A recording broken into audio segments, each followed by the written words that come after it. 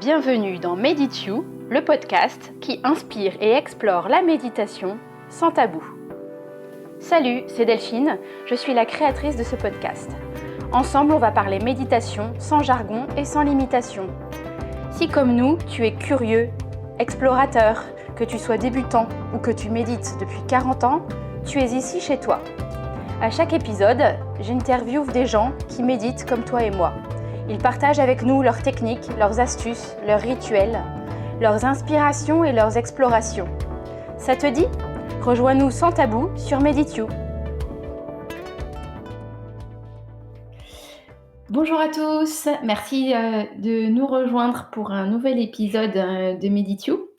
On est dans la série d'épisodes avec Michael, qui donc nous raconte toutes ces histoires de méditation. On a déjà fait un épisode hier où il nous a raconté un petit peu l'histoire de sa relation, soit chaotique, soit à l'écoute, selon la formulation qu'on veut y donner avec la méditation. Et aujourd'hui, on est dans ce deuxième épisode qui a pour titre très ambitieux « Médite ouf ». Mais l'idée, c'est de revenir sur les expériences un petit peu hors des sentiers battus en matière de méditation. Donc, merci beaucoup, Mickaël, d'être là encore pour ce second épisode ensemble. Toujours avec grand plaisir. Super. Et on va rentrer encore une fois direct dans le vif du sujet avec cette question, cette belle question. Quelle est ton expérience de méditation la plus folle ou la plus en dehors des sentiers battus, que ce soit dans ses modalités ou dans son contenu? Voilà, une anecdote. En fait, j'en ai deux qui me viennent à l'esprit. Il y en a une où j'ai passé un week-end à la Maison de l'Inspire, qui est une... Alors pour ceux qui connaissent Thich Nhat Hanh et son village des pruniers, qui est dans le sud, la Maison de l'Inspire, c'est une maison, c'est plutôt pour les nonnes, donc pour les femmes, qui est à côté de Paris. Donc c'est un espace donc plutôt bouddhiste, c'est du bouddhisme vietnamien, si je dis pas de bêtises, Thich Nhat Hanh. Mais c'est surtout beaucoup de la pleine conscience, en fait. Et ce week-end-là, donc c'était, j'ai vécu au rythme des moines, donc femmes, j'ai pas le nom, de cette maison. Tu as dit nonne tout à l'heure, mais ça doit être ça, non ? Ouais, c'est peut-être nonnes, mais bon, je sais pas si dans cette culture-là, on dit des nonnes, donc on va dire des moines femmes. D'accord. Et donc pendant 48 heures, et vraiment, il y a déjà, il y a des pratiques méditatives et qui étaient différentes. Donc, il y a des méditations évidemment classiques, on va dire assises, pleine conscience, dès le matin. Il y en a une le soir, mais il y a aussi des méditations marchées.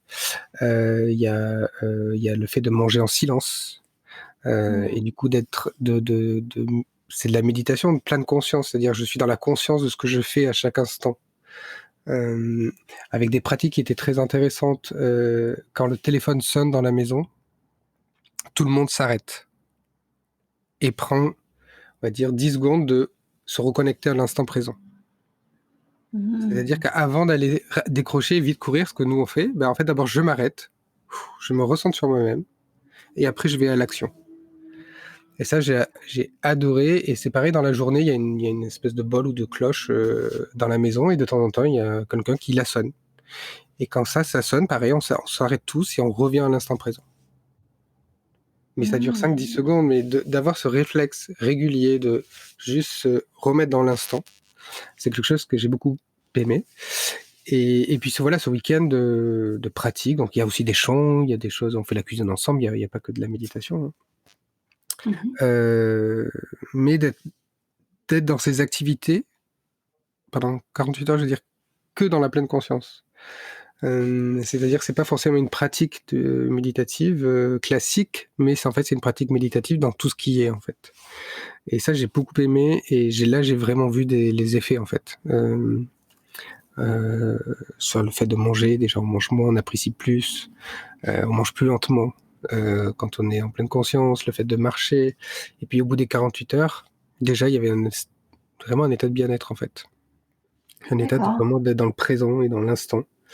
Ça, c'est une expérience qui m'a beaucoup plu. Ouais. Surtout dans notre... Ça ressemble pas à nos vies de tous les jours. Non, et c'est là où on se rend compte que en tout cas, la pleine conscience, c'est pas une pratique, en tout cas, ce n'est pas qu'une pratique de je m'assois antérieur et je reste dans l'instant, quoi. Pour moi, la pleine Mmh. conscience, c'est aussi dans l'action et c'est aussi dans notre quotidien, dans ce que je fais. Moi, j'aime beaucoup, faire la vaisselle. Parce que pour moi, c'est une D'accord. pratique méditative, la vaisselle. Vraiment dans l'instant Mmh. de ce que je fais, quoi, de ressentir l'eau dans mes mains, de ressentir l'éponge que j'ai, parfois j'ai de la musique aussi, mais vraiment être dans l'instant de ce que je fais. Et là, j'ai mon mental, mon cerveau qui s'arrête. Alors, je peux faire la vaisselle évidemment en pensant à autre chose. Moi, vraiment, j'aime la faire en, en étant concentré sur ce que je fais pour être dans l'instant présent. Et c'est ça que ce week-end m'a apporté, c'est vraiment d'y mettre de la méditation dans des actions. Donc, dans marcher, dans Mmh. faire la vaisselle, mais ça peut être plein de choses aussi, quoi. Mmh. Et c'est là on se rend compte quoi, là, il y a plein de formes de méditation. C'est pas je m'assois et je fais quelque chose, ça peut être aussi des méditations Oui, actives. oui, oui, oui et je pense que c'est de la méditation ou de la pleine conscience, hein. Il n'est pas obligé de se passer des tonnes de choses, dans votre tête à ce moment-là, mais c'est, Bah, justement, c'est revenir, de aux mmh, sensations, aux ressentis, donc au corps et sortir du mental qui est agité, en fait.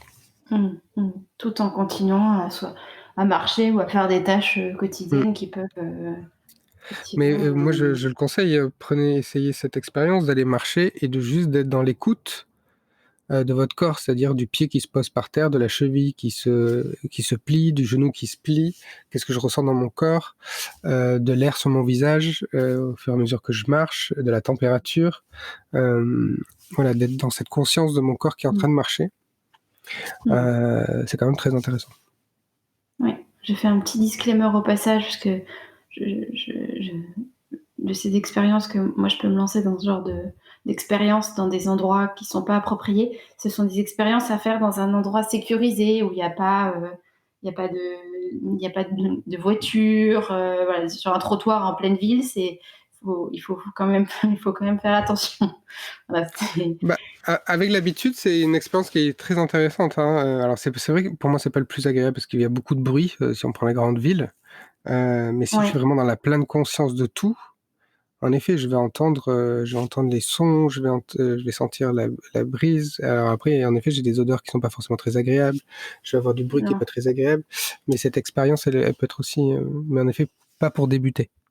Je vous conseille plutôt en Oui, nature. oui, il y a ça effectivement et puis il y a moi je sais que pour avoir fait l'exercice parfois, c'est-à-dire que, je vais être dans l'instant présent, mais il y a des trucs que je vais pas forcément voir, tu vois?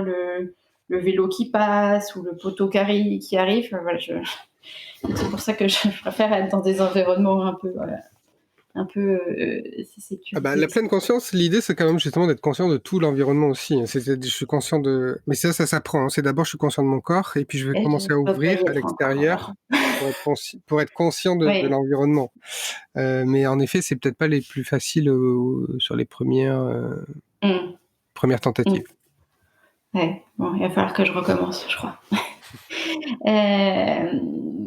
Super, tu as dit que tu avais 2 expériences à nous partager, Oui, donc si bah, je la t'ai bien deuxième ça va compris, être, ça c'était la première.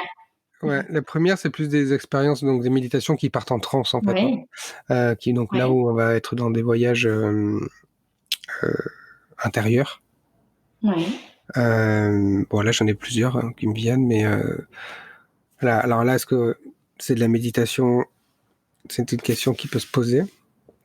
Hem, mais en tout cas, c'est des méditations guidées qui vont partir sur c'est une connaissance intérieure, hein, plus métaphorique. Mmh C'est-à-dire mh. que on va aller découvrir de manière, métaphorique, donc c'est là où on va peut voir, des couleurs, on peut voir des paysages, on peut voir, voilà. Chacun après a son expérience, j'allais dire sensorielle parce que ça peut être visuel, mais ça peut être, évidemment en termes de ressenti, en termes de même d'odeur, de son.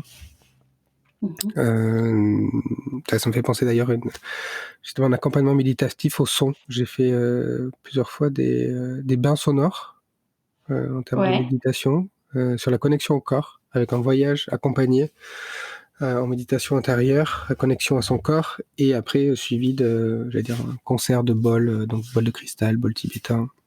Putain. Mmh. bol sonore. Ça, c'était très intéressant. Donc ça, c'est des voyages qui sont, j'allais dire, multi-sensoriels. Mmh.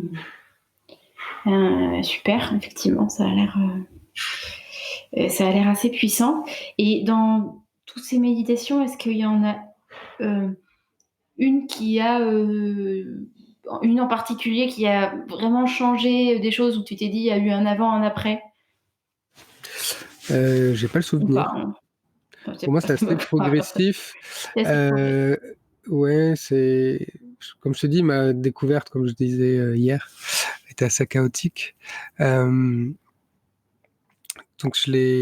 voilà, c'est une découverte petit à petit. Parfois, je vais faire ça assez très régulièrement, vraiment tous les jours. Puis je vais m'en éloigner, puis je vais revenir peut-être par une autre voie.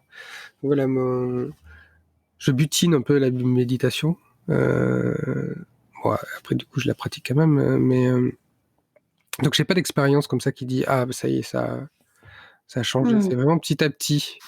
Voilà, D'accord. petit à petit, je dis ah ça c'est intéressant. Et puis je vois comment je peux l'utiliser, comment ça peut m'apporter des choses, et donc je le mets dans mon panier, dans ma boîte à outils. Ouais, Et puis je ouais. découvre une autre méditation, je dis ah ça c'est super pour ça, je le mets dans ma boîte à outils. Mmh. C'est plutôt ma façon d'avancer avec la méditation. Et du coup après en fonction de mon besoin, je vais chercher dans ma boîte à outils. Mmh. Super. Hem, 2 petites questions, pour terminer cet épisode du jour. Quel est le lieu le plus insolite dans lequel tu es médité? C'est une question joker, hein. J'ai pas de lieu insolite. Tu as pas de lieu Heu, insolite? non, non, après que c'est assez classique, hein, c'est dans les forêts, j'aime beaucoup. Ouais.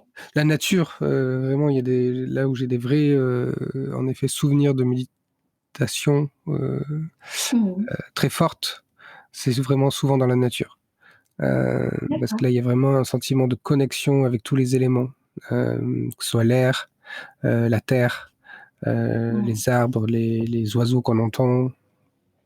Donc c'est vraiment des espaces ou des instants dans lesquels je me suis senti vraiment bien intégré en fait, comme si bah, tout est à l'intérieur de nous, je fais partie du tout en fait.